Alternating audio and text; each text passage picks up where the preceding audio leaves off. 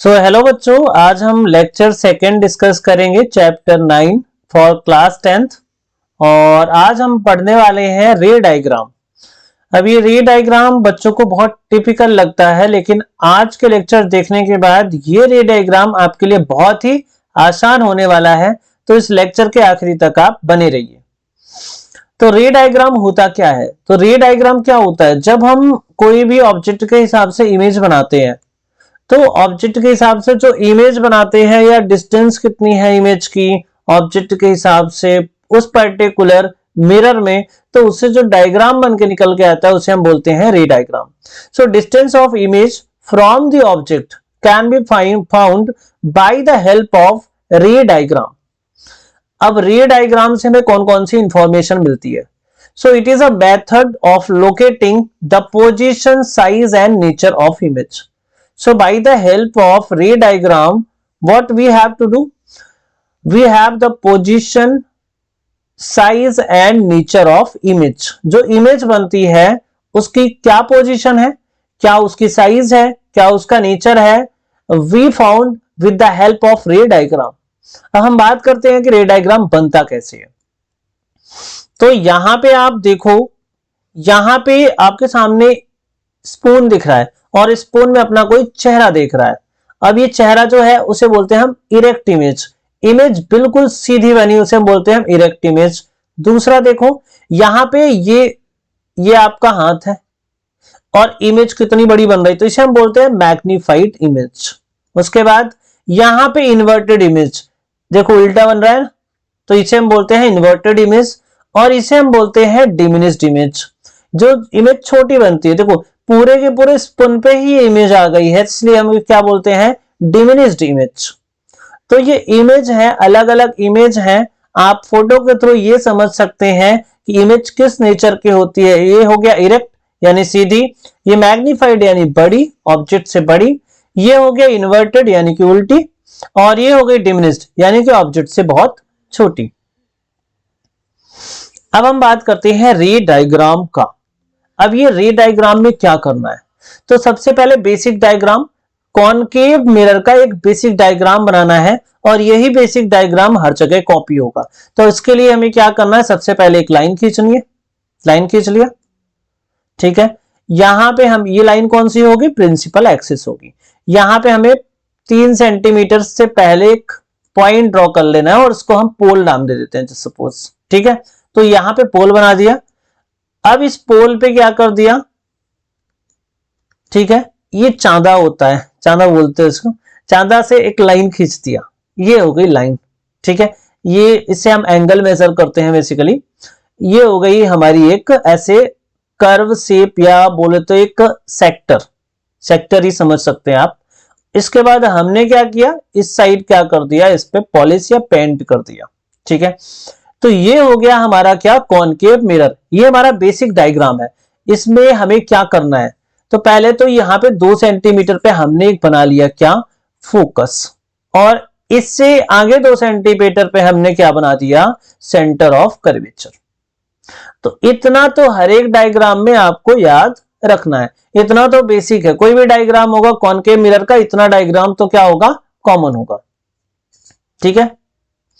तो ये डायग्राम हो गया आपके सामने, इतना कॉमन डायग्राम है। ये तो हर एक, जितने भी आप रूल्स पढ़ने वाले हो सब में ये यूज होगा, या जितना रे डायग्राम करोगे उसमें भी क्या होगा, यूज होगा। अब हम आते हैं कुछ रूल्स। भाई डायग्राम बनाने हैं, हमें रे डायग्राम बनाना है, इमेज फॉर्मेशन के लिए अगर रे डायग्राम बनाना है तो हमें कुछ रूल्स फॉलो करने होते हैं, और उस रूल्स की जानकारी आपको होनी बहुत जरूरी है। तो यहां पे सबसे पहले रूल नंबर 1 आता है कॉनकेव मिरर में, कि अगर कोई भी लाइट रे है पैरेलल टू प्रिंसिपल एक्सिस है, तो रिफ्लेक्शन के बाद फोकस से पास होती है, ठीक है। तो यहां पे ये एक ऑब्जेक्ट है, जैसे समझो यहां से एक लाइट रे पैरेलल जा रही है, और ये कहां से पास होगी, तो ये फोकस से पास होगी, ठीक है। तो यहां पे क्या दिखा है, a ray of light which is parallel to the principal axis of a concave mirror passes through its focus after reflection from the mirror। तो ये पहला जो रूल है वो ये कहता है कि कोई भी light ray which is parallel to the principal axis, after reflection passes through the focus. तो ये है फोकस पॉइंट और यहीं से क्या हो रही है, पास हो रही है। दूसरा जो रूल है वो दूसरा रूल ये कहेगा कि अगर कोई भी लाइट रे सेंटर ऑफ कर्वेचर के थ्रू इंसिडेंट हो रही है तो वो उसी पाथ से क्या हो जाएगी, रिफ्लेक्ट बैक हो जाएगी। यानी कि यहां पे एक ऑब्जेक्ट है, यहां से एक लाइट रे निकल रही है, तो इसने क्या किया, इंसिडेंट किया, और किसके थ्रू इंसिडेंट किया, सेंटर ऑफ कर्वेचर के थ्रू इंसिडेंट किया, तो ये इसी पाथ से क्या हो जाएगी, रिफ्लेक्ट हो जाएगी। तो ये क्या हो गई, रिफ्लेक्टेड रे, और ये हो गई incident ray. So a ray of light passing through the centre of curvature of a concave mirror is reflected back along the same path. So you have to write this rule in your notebook. ये notebook में आप बहुत अच्छे से बना सकते हैं, लिख सकते हैं, क्योंकि ये जो नोट्स है वो बहुत ही हाइब्रिड नोट्स है। तो आपको इसको बहुत अच्छे से कॉपी भी करना है, बहुत अच्छे से इसको पढ़ना भी है, और इसको लिखने से आपके बहुत अच्छे मार्क्स भी आएंगे। अब रूल नंबर 3 की बात होती है। रूल नंबर 1 का उसी का उल्टा समझ लीजिए आप, ठीक है। अब इसमें क्या होगा, कोई भी लाइट रे, ये ऑब्जेक्ट हो गया हमारा, ऑब्जेक्ट से फोकस के अलोंग कोई भी लाइट रे इंसिडेंट हो रही है, तो ये रिफ्लेक्शन के बाद क्या हो जाएगी, पैरेलल हो जाएगी।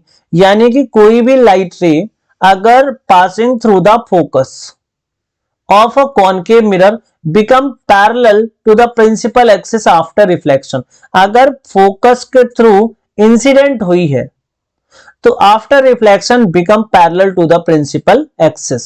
ये हमारी प्रिंसिपल एक्सिस है, ये क्या है, हमारी प्रिंसिपल एक्सिस है। ये देखो प्रिंसिपल एक्सिस है, और ये लाइन जो है इसके क्या है, ये दोनों लाइन क्या है, पैरेलल ही तो है। और ये लाइट रे कहां से इंसिडेंट हुई है, तो फोकस से इंसिडेंट हुई है। तो ये रूल नंबर 3 हो गया। रूल नंबर 4 क्या कहता है, तो रूल नंबर 4 ये कहता है कि अगर पोल पे इंसिडेंट हो रही है कोई भी लाइट रे, तो प्रिंसिपल एक्सिस से जितना एंगल, प्रिंसिपल एक्सिस से जितना एंगल बना रही है इंसिडेंट रे, रिफ्लेक्टेड रे भी उतना ही एंगल बनाएगी प्रिंसिपल एक्सिस से। सो अ लाइट, ए रे ऑफ लाइट, एक बार देख लो आप, ये ऑब्जेक्ट हो गया, यहां से एक लाइट रे जा रही है जो प्रिंसिपल एक्सिस से आई एंगल बना रही है, तो जब ये रिफ्लेक्ट होगी तो ये सेम एंगल बनाएगी, I is equal to are. क्या हो जाएगा यहां पे, I is equal to are. तो ये हमारी इंसिडेंट रे हो गई, और ये क्या हो गई, reflected ray. A ray of light which is incident at the pole of a concave mirror is reflected back making the same angle with the principal axis. So principal axis से उतना ही angle बनाएगी जितना angle से वो incident हुई है।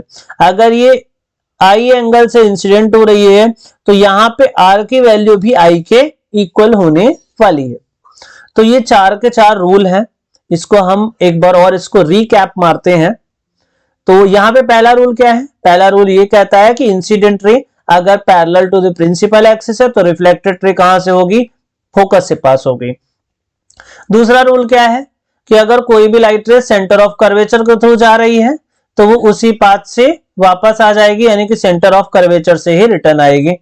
तीसरा क्या है, अगर फोकस के थ्रू इंसिडेंट कर रही है, पासेस थ्रू फोकस, तो ये क्या होगा, become parallel to the principal axis.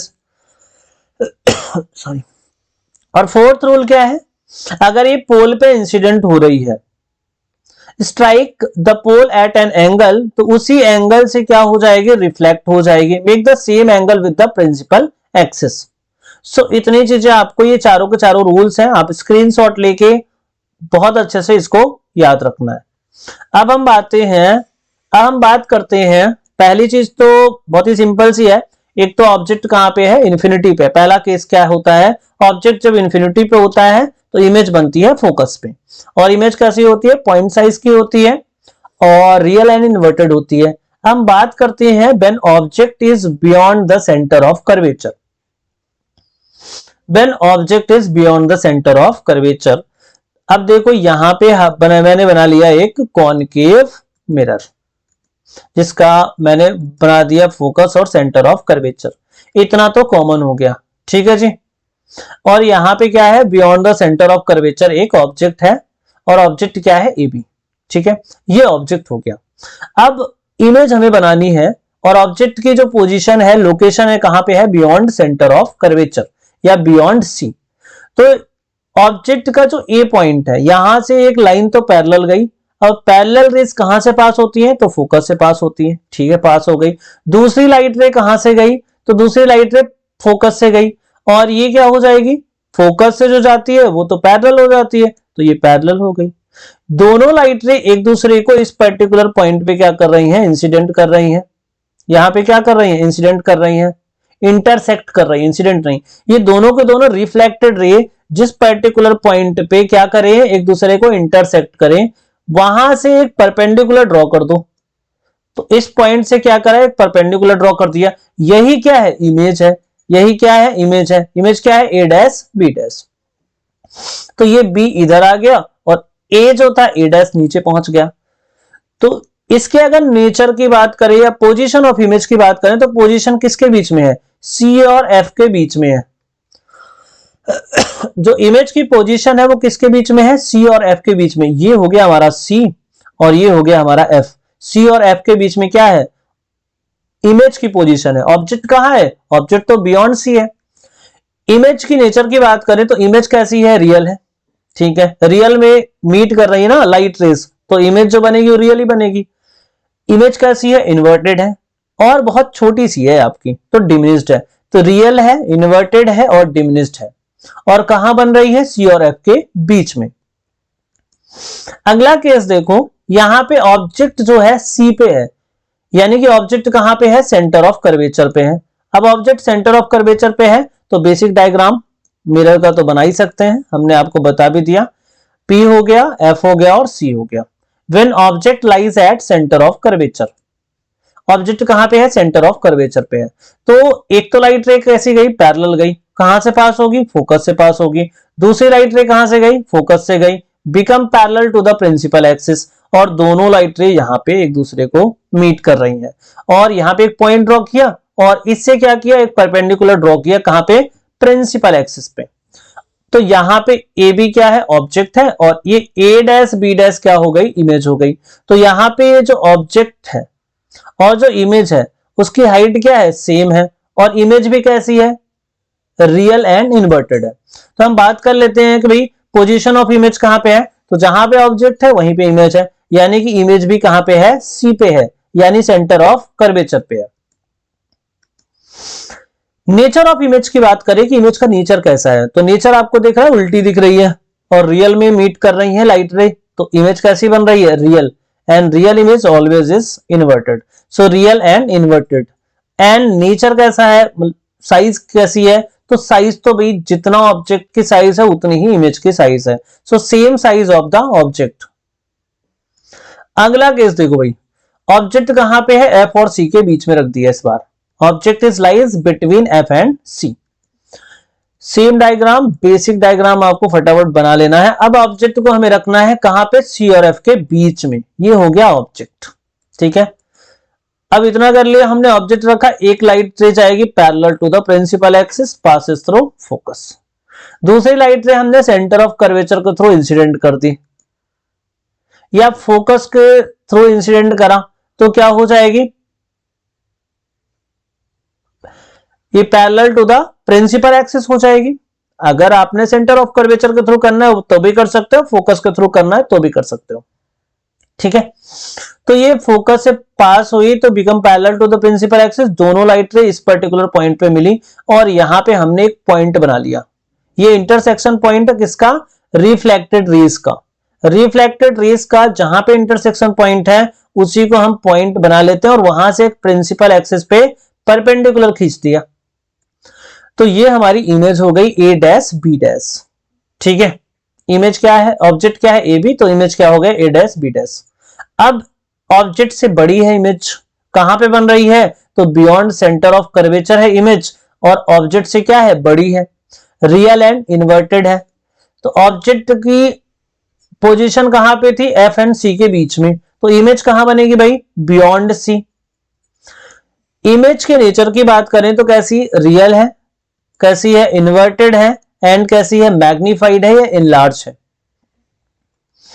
अगले केस की बात करें, ऑब्जेक्ट कहां पे है, एफ पे है। एफ का मतलब होता है फोकस। तो ऑब्जेक्ट को हमने रखा फोकस। ये बेसिक डायग्राम है, ये तो आपको याद हो गया। तो बेसिक डायग्राम। अब ऑब्जेक्ट कहां पे है भैया? फोकस पे। अब ऑब्जेक्ट अगर फोकस पे है तो एक लाइट रे पैरेलल जाएगी और फोकस से पास होगी। ये तो बच्चों को याद हो चुका है। पैरेलल लाइट कहां से पास होती है? फोकस से। दूसरी लाइट रे कहां पे जा रही? देखो दूसरी लाइट रे कैसे जा रही है? सेंटर ऑफ कर्वेचर के थ्रू इंसिडेंट हो रही है, तो सेम पाथ से क्या हो जाएगी? वापस आ जाएगी। ये ऐसे अगर गई है तो ऐसे ही क्या होगी? वापस होगी। अब ये दोनों के दोनों लाइट रे कैसी हैं? पैरेलल है। एंड पैरेलल लाइट रे कहां पे मिलती है? तो इन्फिनिटी पे मिलती है, क्योंकि इन्फिनिटी से जब लाइट रे आती हैं तो पैरेलल आती हैं, तो पैरेलल रे जो है वो जाके कहां पे मिलेंगे? इन्फिनिटी पे मिलेंगे। तो जो पोजीशन ऑफ इमेज हो जाएगा वो कहां हो जाएगा? At infinity. ऑब्जेक्ट कहां है? फोकस पे। जब ऑब्जेक्ट इन्फिनिटी पे है तो इमेज फोकस पे है, और जब ऑब्जेक्ट फोकस पे है तो इमेज कहां है? इन्फिनिटी पे। इमेज का नेचर जो है वो होगा real, inverted and highly magnified. बहुत बड़ी इमेज बनेगी, आपको दिखाई देगी। ठीक है। उसके बाद अगला जो केस होता है वो होता है P और F के बीच में। ऑब्जेक्ट को आपने पोल और फोकस के बीच में रख दिया। ये इंपॉर्टेंट केस होता है। इसी केस के हेल्प से जो डॉक्टर्स होते हैं ना, वो सही से, जो डेंटिस्ट होते हैं बेसिकली, वो सही से पेशेंट का दांत देख पाते हैं मैग्नीफाइड वे में। तो ये ऑब्जेक्ट की लोकेशन कहां पे है? पोल और फोकस के बीच में। बेसिक डायग्राम फटाफट बना लेना है। ये जो डायग्राम सब में यूज होने वाला है, इतना डायग्राम तो सब में यूज होगा। अब ऑब्जेक्ट कहां पे है? पोल और फोकस के बीच में है। अब यहां से क्या निकलेंगी? एक तो पैरेलल रेज आई, कहां से पास हुई? फोकस से। दूसरी लाइट रे कहां से पास हुई? देखो ये दूसरी लाइट रे कहां से गई है? सेंटर ऑफ कर्वेचर के थ्रू। और सेंटर ऑफ कर्वेचर के थ्रू गई है तो उसी पाथ से क्या होगी? वापस आएगी। अब ये दोनों लाइट रे क्या है? डाइवर्जिंग नेचर की हैं, और डाइवर्जिंग रेज कभी भी मीट नहीं करती, तो इनको पीछे की तरफ हम क्या करेंगे भाई? एक्सटेंड करेंगे, और ये यहां पे जाके एक दूसरे को मीट कर रही है। यहां से एक परपेंडिकुलर ड्रॉ किया और ये हमें मिल गया A dash B dash image. तो ये हो गया हमारा इमेज, और ये AB क्या है? हमारा ऑब्जेक्ट। तो यहां पे जो इमेज बनी है वो आपने जबरदस्ती बनाई है, यानी कि पीछे की तरफ लाइन को खींची है, ऐसे पीछे की तरफ मिलाया है इसको, तभी तो इमेज बनी है। तो ये इमेज जो है वो कैसी है? Behind the mirror. और मिरर के पीछे जितनी भी इमेज बनेगी वो कैसी होगी? Virtual and erect. तो ये इमेज कैसी है? वर्चुअल है, और कैसी है? इरेक्ट है, यानी कि सीधी है। और कैसी है? मैग्नीफाइड है। और इसी का यूज करके जो डेंटिस्ट होते हैं वो पेशेंट का दांत देखते हैं। तो जो ऑब्जेक्ट है वो कहां पे होता है? पोल और फोकस के बीच में। So thank you very much. आज की क्लास में हमने जितने भी कॉनकेव मिरर में रूल्स थे, इमेज फॉर्मेशन के रूल्स थे, और रूल्स भी पढ़ा और इमेज भी फॉर्म किया। दोनों चीजें हमने करी है। किसकी? कॉनकेव की। अगले लेक्चर पे हम किसकी बात करेंगे? कॉन्वेक्स की बात करेंगे। Okay, so thank you very much and wish you all the best.